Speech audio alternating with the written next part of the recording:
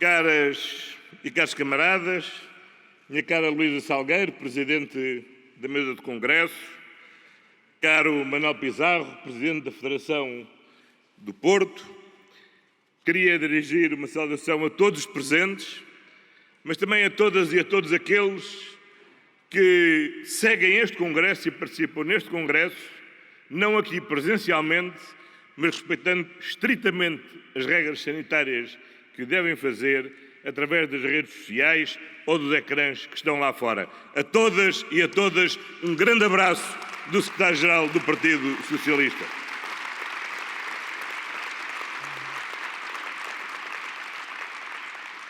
A minha primeira saudação é para os militantes e para os militantes do Partido Socialista da Federação do Porto, que tanto têm dado sempre ao Partido Socialista e hoje tanto continuam a dar ao Partido Socialista, em todas as instâncias, entre os membros do Governo, seja como ministros, seja como secretário de Estado, seja recentemente com a eleição do Francisco Assis para Presidente do Conselho Económico e Social, seja na Assembleia da República, seja no Parlamento Europeu, o PS Porto tem estado sempre na linha da frente do combate político e da representação do Partido Socialista a nível nacional e a nível europeu. A todas e a todos, um grande obrigado pelo vosso contributo.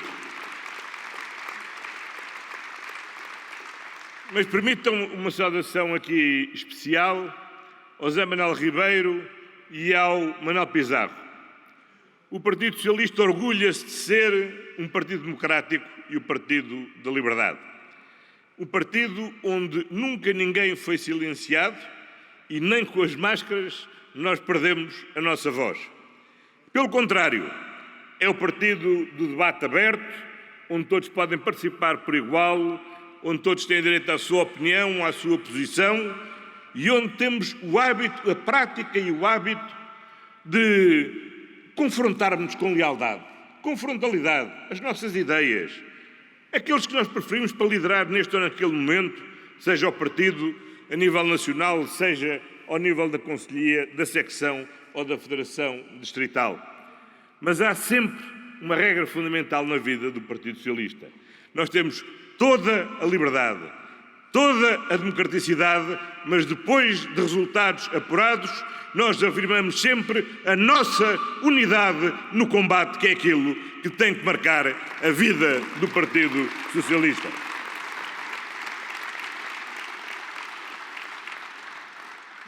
O país, o mundo, mas o país, neste caso, vive um momento particularmente dramático.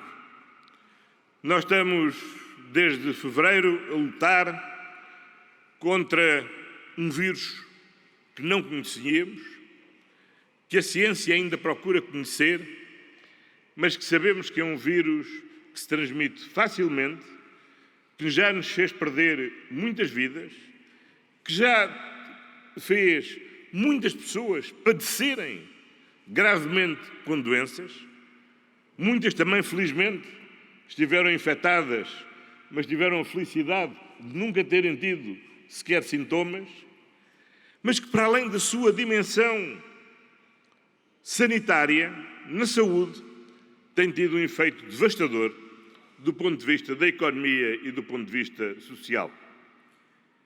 E o PS é um partido que tem particulares responsabilidades para enfrentar esta situação. Nós somos o Governo da República. Nós somos Governo na região autónoma dos Açores. Nós somos o maior partido autárquico nos municípios. Nós somos o maior partido autárquico nas freguesias e, por isso, a única prioridade que podemos ter neste momento é responder à emergência de Portugal e às necessidades dos portugueses. Aqui é que nós temos que focar toda a nossa energia.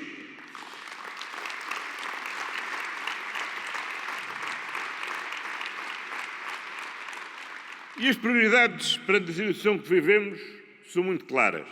São três. Em primeiro lugar, controlar a pandemia. Em segundo lugar, recuperar Portugal. E em terceiro lugar, cuidar do futuro do país.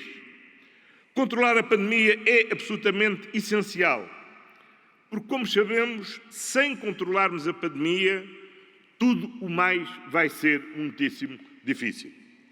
Nós fizemos coletivamente um esforço gigantesco nos meses de março e abril, procurando limitar ao máximo as atividades, limitar ao máximo a nossa liberdade de circulação. E isso foi absolutamente decisivo para travar o crescimento exponencial desta pandemia.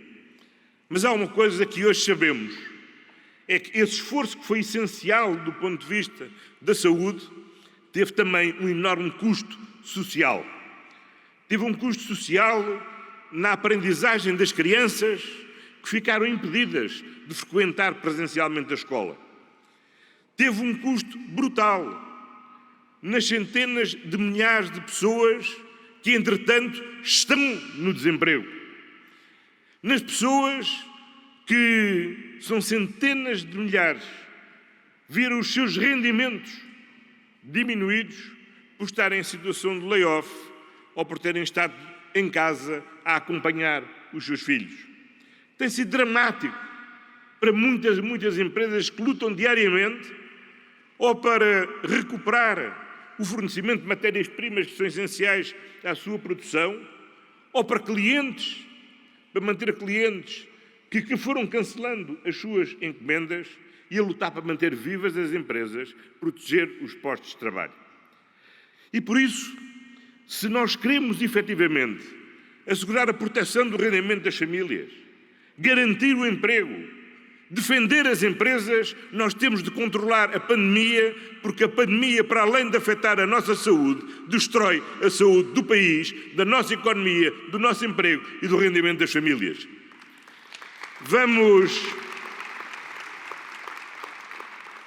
Vamos entrar agora num período que sabíamos particularmente crítico.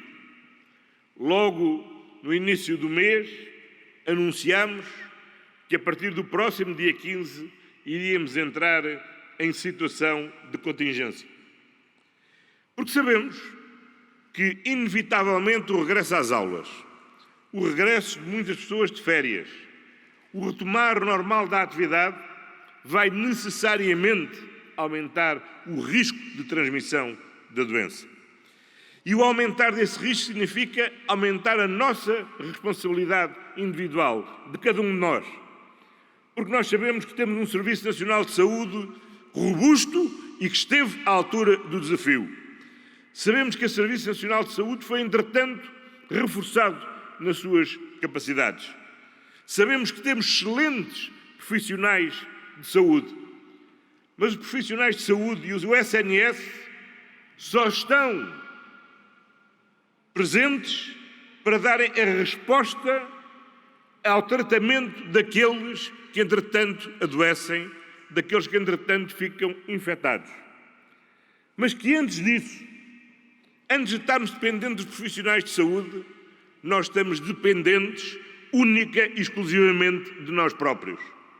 E a melhor ajuda que nós podemos dar aos médicos, aos enfermeiros, aos técnicos de diagnóstico, aos assistentes operacionais, aos assistentes técnicos, a todos aqueles que são profissionais de saúde, a melhor ajuda que podemos dar é respeitar escrupulosamente as medidas de proteção de nós próprios e as medidas de proteção uns dos outros.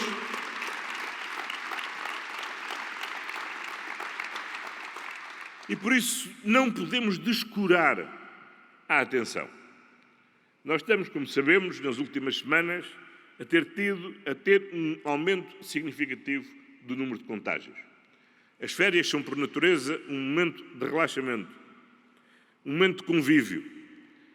Mas neste momento em que vivemos, nós nem em férias podemos relaxar e temos que ser muito cuidadosos no convívio.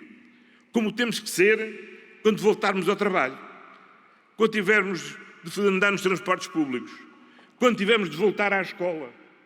Porque se nós tivermos de voltar a parar o país, isso teria um custo absolutamente insuportável para a vida das famílias, para o emprego em Portugal, para as empresas em Portugal, para todos em Portugal. Este é um risco que não podemos correr e para não corrermos esse risco, só há uma coisa a fazer. máscara, lavagem de mãos, distanciamento físico, respeitar a etiqueta respiratória. E se cada um de nós fizermos isto, claro que vamos conseguir controlar melhor a pandemia do que o conseguimos controlar quando ela aqui nos surpreendeu no início de março.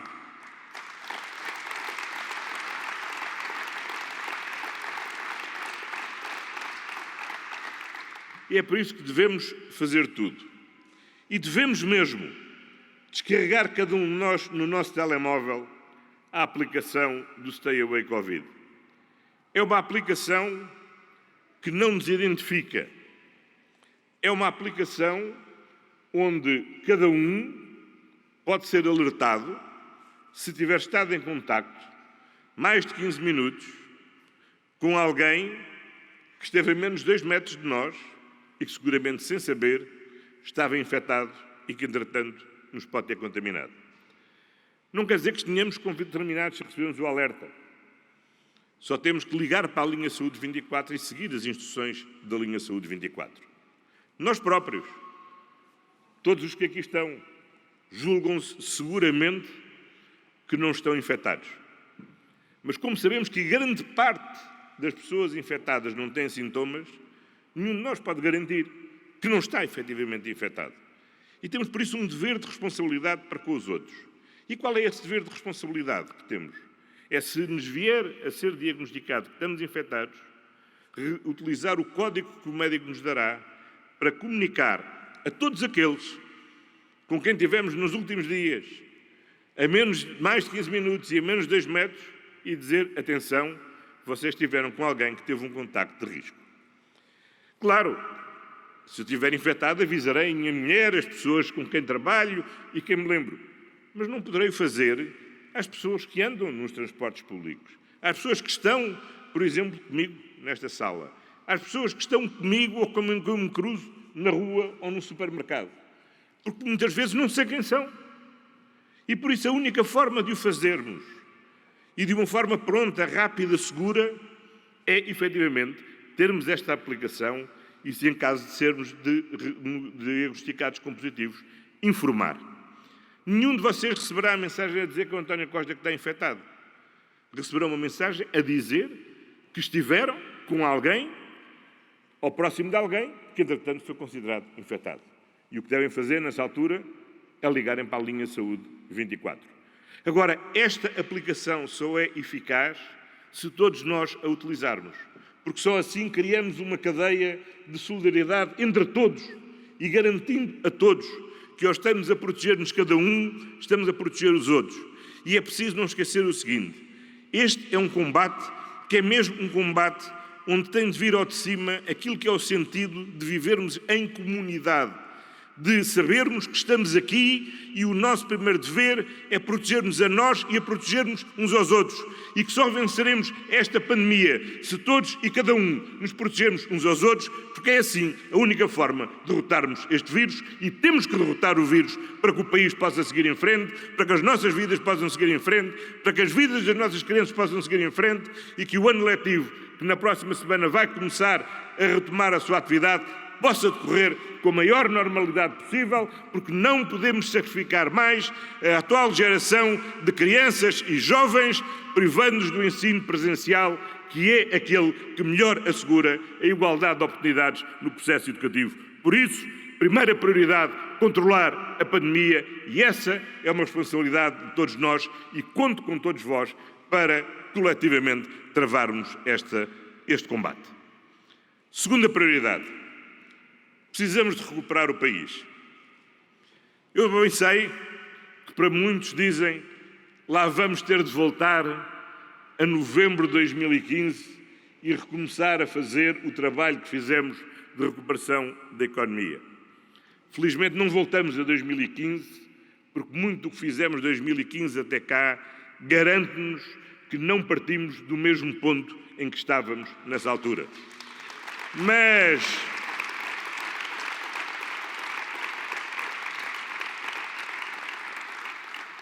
é verdade, passaram poucos meses, mas estamos numa situação muito diferente da que estávamos em fevereiro deste ano. Não temos a economia a crescer como estávamos a crescer e a convergir com a União Europeia. Não estávamos como em fevereiro estivemos, temos conseguido reduzir a metade a taxa de desemprego relativamente ao início da nossa governação. As exportações não estão a crescer como estavam então a crescer. A situação é hoje bem diversa. E isso exige, obviamente, que mobilizemos todas as nossas energias para este combate. Manuel Pizarro lembrou aqui que criámos as condições junto da União Europeia para podermos ter recursos que nos permitam reforçar a nossa capacidade de responder a esta crise. Mas não tenhamos a menor das dúvidas. Para respondermos a esta crise, nós temos mesmo de mobilizar o conjunto do país. E é precisamente para mobilizar o conjunto do país que nós fizemos questão de, antes de mais nada, mobilizar o melhor da sociedade civil e convidar o professor António Costa Silva para procurar desenhar-nos e propor-nos uma visão estratégica sobre aquilo que deve ser a nossa recuperação e o nosso desenvolvimento nos próximos 10 anos. Foi um debate onde ele pôde dialogar com todos os parceiros sociais, com muitos agentes económicos, muitos agentes culturais, muitos agentes da academia, com representantes das autarquias locais, das regiões, com todos. Depois de apresentar em debate público essa proposta de visão, e apesar do debate público ter decorrido durante o mês de agosto, houve mais de 1.153 contributos para enriquecerem esta visão. E essa visão será apresentada publicamente na próxima semana, no dia 15, e visa dotar o país de uma visão estratégica que ultrapassa esta legislatura, a próxima legislatura e que se estende até ao final da década. É evidente que somos sempre livres de tomar as decisões que em cada legislatura ou em cada ano concretizam essa estratégia. Mas é muito importante que quando começamos a andar saibamos bem para onde vamos e qual é o horizonte do nosso trabalho. E por isso termos esta visão estratégica é absolutamente fundamental para podermos desenvolver, primeiro, o nosso programa de recuperação e resiliência, em segundo lugar, para desenharmos, fazer a versão final do próximo quadro financeiro plurianual e para irmos fazendo em cada ano o orçamento de Estado de cada um dos anos. Não basta olhar para o orçamento de cada ano para recuperar o país e para reconstruir e cuidar do nosso futuro. O orçamento do ano é só isso, é o orçamento do ano. A recuperação do país vai requerer seguramente mais do que um ano de trabalho. E o nosso futuro tem muitos anos pela frente. E por isso a nossa aposta não se pode limitar ao Orçamento de Estado para 2010, mas tem que ser uma visão mais ambiciosa de recuperação económica e social do país e, sobretudo, de construir um país que saia desta crise mais forte, mais moderno, mais próspero, com menos desigualdades, mais solidário entre todos. É esse o país do futuro que nós desejamos e para isso é fundamental termos esta visão estratégica. Para além desta visão estratégica, e como sempre dissemos, o país tinha que ter grandes acordos relativamente a infraestruturas fundamentais.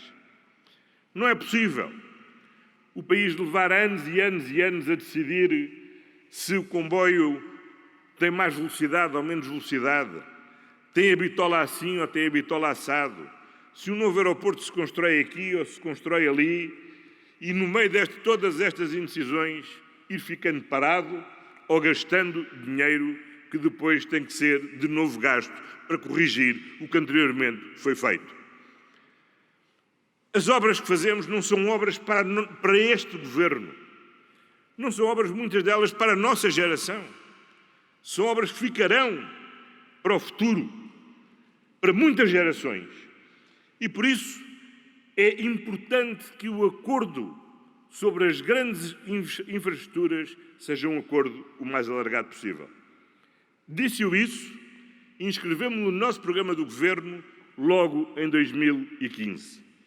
Muitos achavam que era uma coisa que se punha no programa eleitoral, mas que depois, como todos os outros governos sempre fizeram, não iríamos desperdiçar a oportunidade de sermos só nós a decidir sozinhos o que fazer em matéria de investimentos.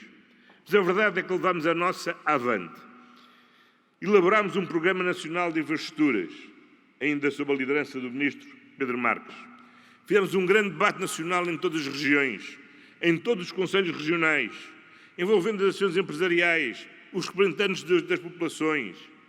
Fizemos no Conselho de Concertação Territorial, no Conselho Económico e Social e, finalmente, na Assembleia da República, onde houve um longo debate e onde foi aprovado, não pelos 2/3 que nós tínhamos pedido como mínimo, mas por uma maioria de 3/4, um Programa Nacional de Infraestruturas que une efetivamente o país e nos compromete a todos sobre aquilo que devemos fazer durante os próximos anos.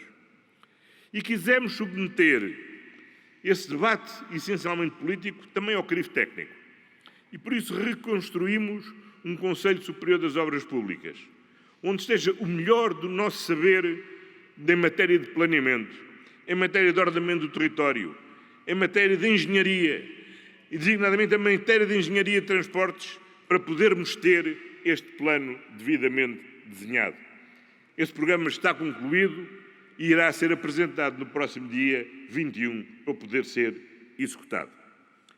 E, finalmente, sabemos bem que para uma boa execução dos fundos comunitários é absolutamente essencial o seu escrutínio, a sua publicitação, haver uma atenção permanente para garantir que cada euro é um euro bem emprego.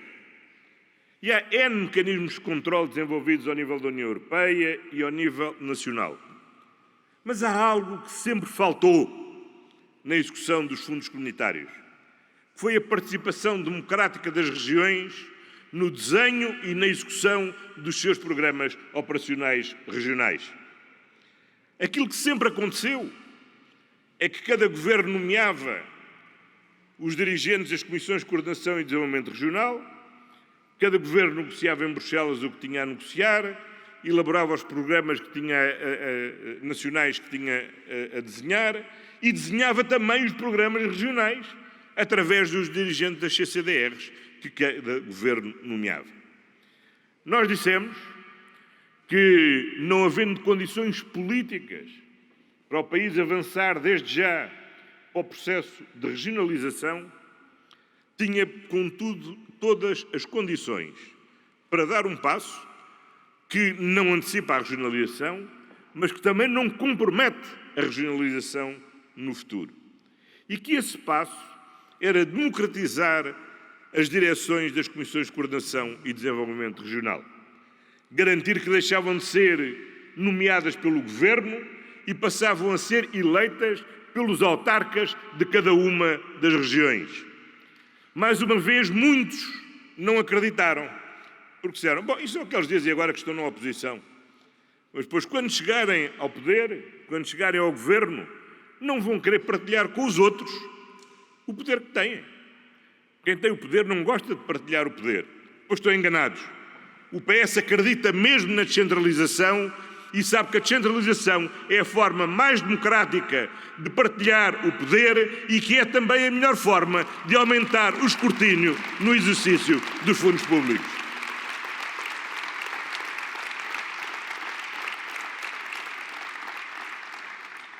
É o que temos feito com os municípios e aprovamos já, neste estado de crise, o último dos diplomas fundamentais que faltava para concluir o quadro legislativo do processo de descentralização.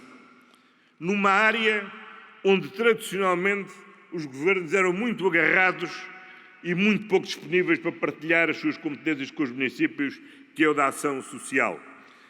Os ministros gostavam muito de andar de terra em terra a distribuir os cheques às IPSS, às misericórdias e às mutualidades.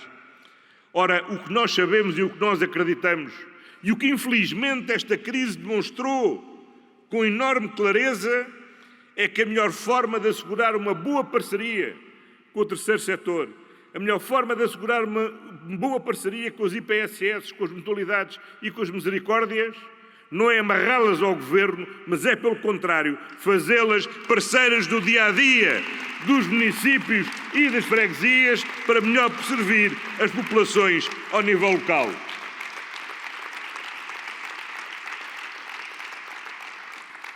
Temos, por isso, completo, neste momento, todo o quadro legislativo em matéria de descentralização das competências para os municípios.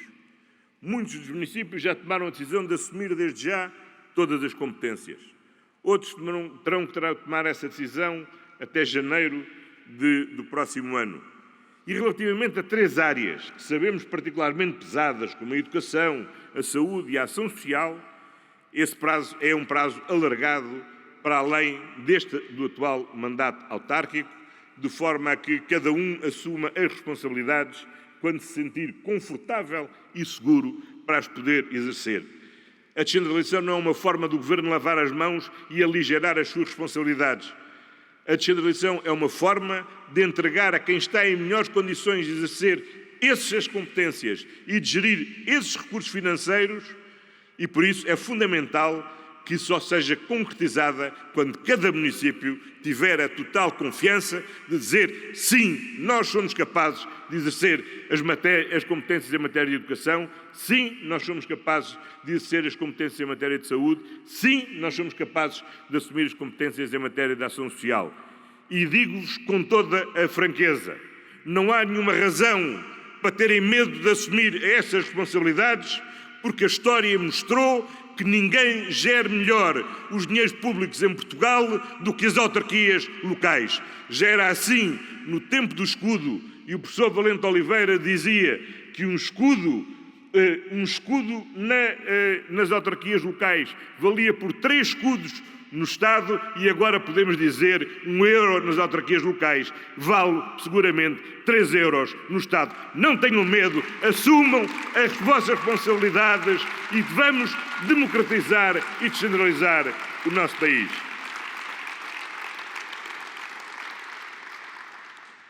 E agora que está completo este quadro legislativo relativo aos municípios, nós tínhamos que dar o passo seguinte. O próximo quadro financeiro plurianual é uma oportunidade estratégica da maior importância para o nosso país.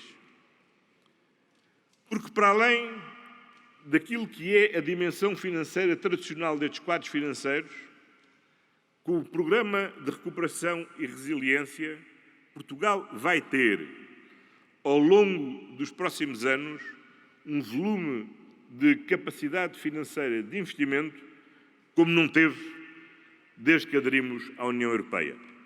Porque, simultaneamente, nós temos ainda que concluir, e bem, a execução do atual Portugal 2020. Temos que começar a executar, a partir de janeiro do próximo ano, o Portugal 2030. E temos, sobre isto, um novo programa de natureza extraordinária e muito provavelmente irrepetível, que é um reforço financeiro da maior importância. E por isso ninguém nos perdoaria, e sobretudo as gerações futuras não nos perdoariam, se nós desperdiçássemos esta oportunidade única de gerir bem estes recursos financeiros. E é por isso que é fundamental que haja um acordo político alargado sobre a utilização destes fundos. Que é por isso que nós dizemos: não basta discutir o orçamento para 2010, o orçamento para 2021. É fundamental discutir os orçamentos para 22, para 23, para os anos seguintes, mas é indispensável discutirmos o Programa de Recuperação e Resiliência de Portugal e também o próximo quadro financeiro do nosso país.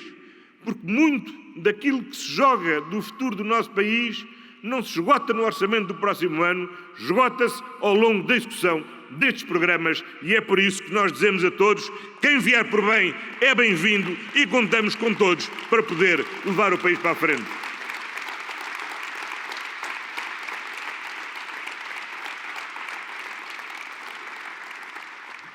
E pronto, como tínhamos prometido, vamos cumprir. E está marcada já a data. da manhã a um mês, no dia 13 de outubro, os autarcas da região vão ser chamados a eleger o presidente da próxima Comissão de Coordenação de Desenvolvimento Regional do Norte. No caso do Norte, é um colégio eleitoral que tem mais de 4.000 pessoas, porque são os presidentes de Câmara, os vereadores, os membros das Assembleias Municipais, os presidentes das juntas de freguesia, todos vão decidir quem vai ser o próximo presidente da CCDR Norte. E os presidentes de Câmara desta região vão escolher quem vai ser o primeiro vice-presidente da CCDR Norte. E ao Governo só caberá, em último lugar, designar o segundo vice-presidente e designaremos no fim para assegurar que também na direção das CCDRs será respeitada a paridade, a igualdade de género e que haverá a devido equilíbrio entre pessoas dos vários géneros na direção das CCDRs.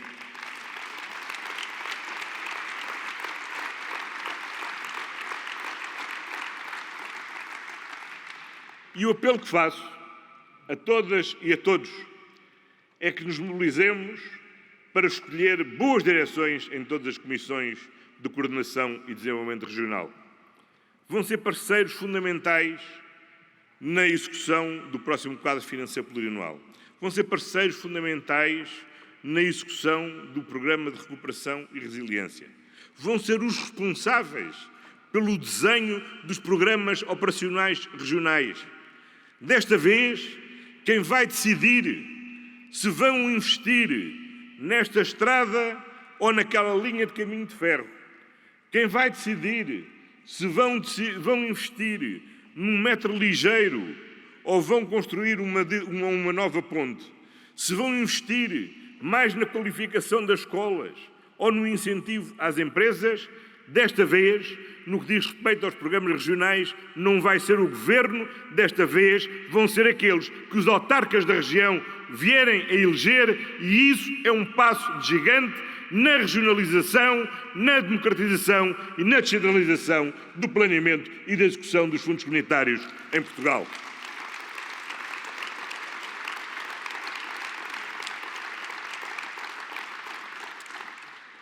Por isso, caras e caros camaradas, não nos podemos distrair nem perder o foco. Aquilo em que nos temos que centrar é aquilo que mais preocupa hoje os portugueses, que mais os angustia e a que o PS tem de dar resposta. É a necessidade de controlarmos a pandemia para limitarmos o número de mortos, o número de pessoas doentes, o número de pessoas infectadas. É recuperar o país para salvar as empresas que estão ameaçadas de falência, para garantir a proteção do emprego que está ameaçado e para voltarmos a criar emprego que empregue aqueles que perderam o emprego e aqueles que vão saindo todos os anos do sistema educativo e a quem temos que ter as portas abertas e a garantia de que é aqui em Portugal connosco podem construir o seu futuro. Temos de dar resposta àqueles que estão a sofrer a perda de rendimentos. Aqueles que, sendo pensionistas ou sendo pessoas que tinham já dificuldades financeiras, têm hoje dificuldades financeiras acrescidas. Nós temos de fazer deste combate ao Covid também um combate pela erradicação da pobreza, porque com pobreza não há melhor saúde, assim como sem saúde também não haveremos de recuperar a situação de pobreza. Ao contrário do que alguns dizem, não temos que escolher entre a economia e a saúde, porque a nossa vida, a vida de cada um de nós é só uma. É uma vida que queremos saudável, mas que queremos também com as condições de vida para nós e para os nossos filhos, para as nossas famílias, para os nossos vizinhos, para os nossos colegas de trabalho, para os nossos concidadãos. Esta é uma batalha que temos que travar em conjunto e para isso não haja distrações. Controlar a pandemia, recuperar o país, cuidar do futuro, estas são as 3 prioridades do PS e é para estas prioridades que todos temos de estar mobilizados. Viva o Partido Socialista! Viva o Porto! Viva a Federação do PS do Porto!